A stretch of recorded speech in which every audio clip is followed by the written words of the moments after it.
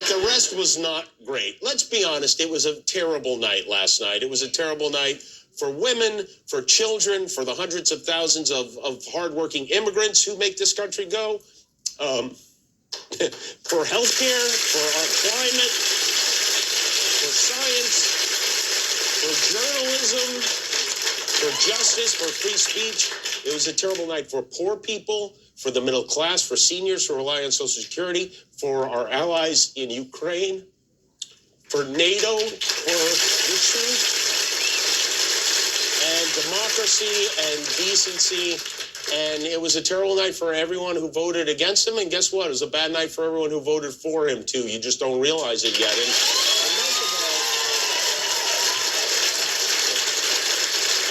most of all, it was an absolute disaster of a night for Melania. But it was a really good night for Putin and for polio and for lovable billionaires like Elon Musk and the bros up in Silicon Valley and all the wriggling brainworms who sold what was left of their souls to bow down to Donald Trump. But you know what? I'm going to say something that Trump would never say unless it favored him. The people voted, and this is the choice we made. In January, Donald Trump becomes president, and that's that. He won. Doesn't mean we give up, but it also doesn't mean we storm the Capitol because we don't like the result. And you know,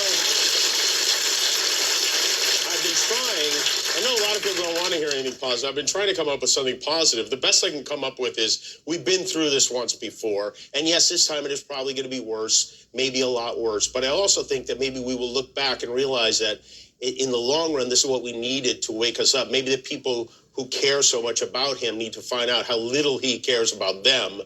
Now, all the promises he makes about stopping wars and imposing tariffs, how he's going to crush inflation and cut taxes. Now he has to do this stuff. And I hope he does. I really do. I hope his next unpredictable act is to reach across the aisle and do something positive. He really does. The bar's low. He has an opportunity to win us over.